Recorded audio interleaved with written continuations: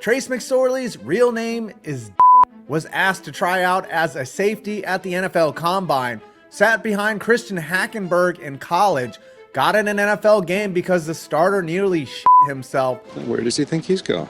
When you gotta go, you gotta go. Went viral on TikTok for making a TikTok and is the star of the most epic, mostly cringe frat boy rap song of all time. Throw it on a dime like I ain't even trying.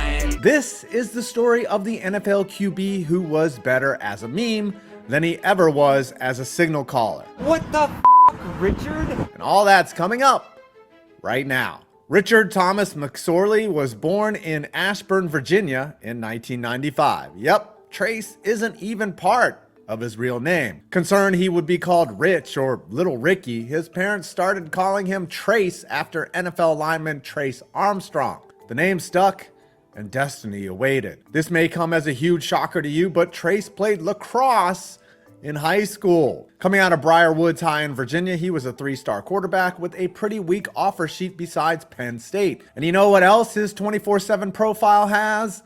It lists him as a freaking safety. Yes, he also played safety in high school while holding down the offense. Future coaches would remark how his athleticism could possibly transfer to the other side of the ball. More on this later. And so after finishing his high school career 55-5 with multiple state championship game appearances, Trace committed to a college known for their middling to below average QBs, Penn State. His first year in Happy Valley, 2015, McSorley backed up Christian Hackenberg, not playing much until a bowl game when he came in for Hackenberg and played decently enough to establish himself as a strong contender for the QB1 job the following season. Real quick, Penn State fan is probably firing up their comment section to defend their QBs because I called them below average.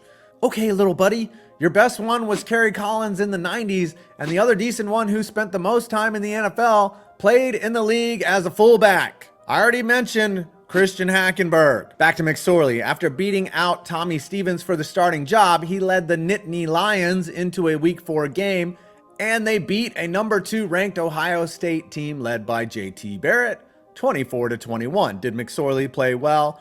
Hell nah.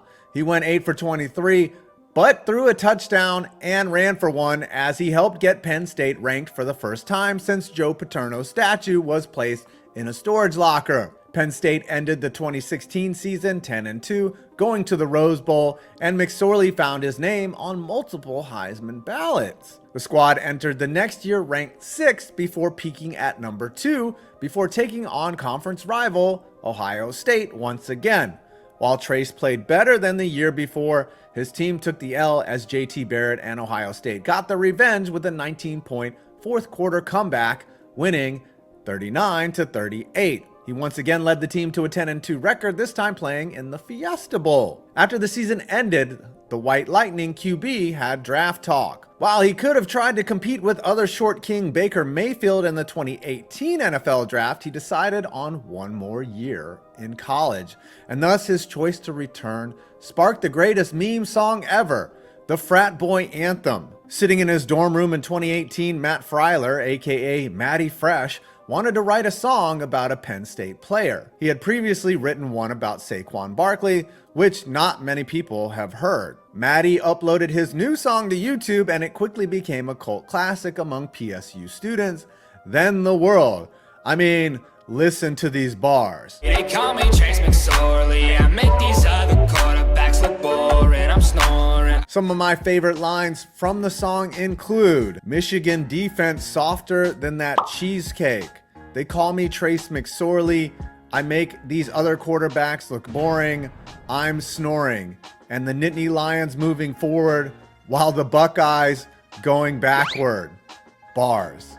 The quote-unquote hit song has over 8 million views on YouTube and helped cement McSorley as a fan favorite. But this wouldn't be the only time that he went viral. Coming into his senior season, the team was once again hyped up as they were 4-0 when they played Ohio State. Once again, they came up just short 27-26 as McSorley gained more than 400 yards in the game. Penn State wasn't as good this year and they went only 9-4 before losing in the Citrus Bowl. Unlike how the song so boldly predicted, the Natty was not on Trace McSorley's mind. But now the meme man was off to the NFL. So now is a good time to ask the question, who is Trace McSorley as a quarterback? To oversimplify, he is a poor man's sober Johnny Manziel.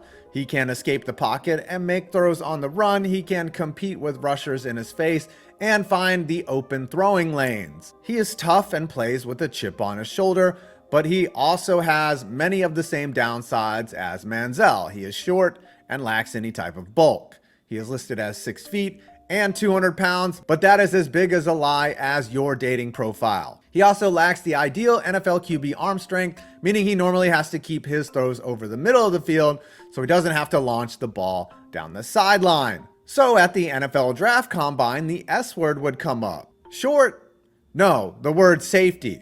Just like his old coaches, multiple teams thought he would translate better to the other side of the ball, perhaps filling the shoes of other white safeties like John Lynch. Are there any other white safeties? When teams asked McSorley to work out as a safety, he refused, saying he was only a quarterback. That would pay off as he eventually got drafted by the Baltimore Ravens in the 6th round, 197th overall. With the 197th pick in the 2019 NFL Draft, the Baltimore Ravens select Trace McSorley, quarterback, Penn State. There he joined other speedsters in the quarterback room, Lamar Jackson and RB3, I said B on purpose, where he was the 3rd string. He only took 1 snap his rookie season, a QB draw in week 17 that went for 1 full yard. During the 2020 season, after getting COVID, he came into the game for an injured RG3, yes, times were weird, when he threw his first NFL touchdown, a 70-yard pass to Marquise Brown. He went 2 for 6 for 77 yards, but the Ravens came up short to the Steelers, 19-14. The viral song was once again being played and posted about on Twitter. McSorley was already known as a meme at this point, and getting NFL reps only made the legend grow. And then something truly bizarre happened. During a pandemic game, Lamar Jackson seemingly had to rush into the locker room, supposedly for cramps. However, that duck waddle looks like he is running for dear life. And by dear life, I mean the sanctity of his underwear. And while Lamar was sorting out his code brown, No, I was cramping. I ain't putting Paul Pierce. McSorley was thrust into emergency duty. I said duty. Trace went 1 for 4 before tearing up his knee in horrific fashion, all because Lamar had Taco Bell before the game. Trace was placed on the injured reserve and never played for the Ravens again. But that year, he would also go viral. In early October 2020, McSorley was the subject of a viral trend on TikTok. He posted a bit of himself playing Madden. However, others took the clip and the thread spread like your mom on a Friday night. Even the NFL's official TikTok got in on it. Before the season ended in 2021, McSorley was nabbed off the Ravens practice squad by the Arizona Cardinals. There he joined their practice squad in 2022 before eventually being elevated to the active roster. After Kyler Murray tore his ACL and Colt McCoy got concussed, it was McSorley's time to run the squad. What did he do? Just as bad as you'd expect. He went 24 for 45 with a pick and 217 yards in an overtime loss to the Buccaneers. Before week 17, he was benched for David Blau. Since 2022, he has signed with the Patriots and the Bears and Steelers practice squads, and his NFL career may just be over. But the legend of number 9 at Penn State lives on. Rap that blue and white, you know I do it for the glory. Baker won the Heisman, next up Trace McSorley.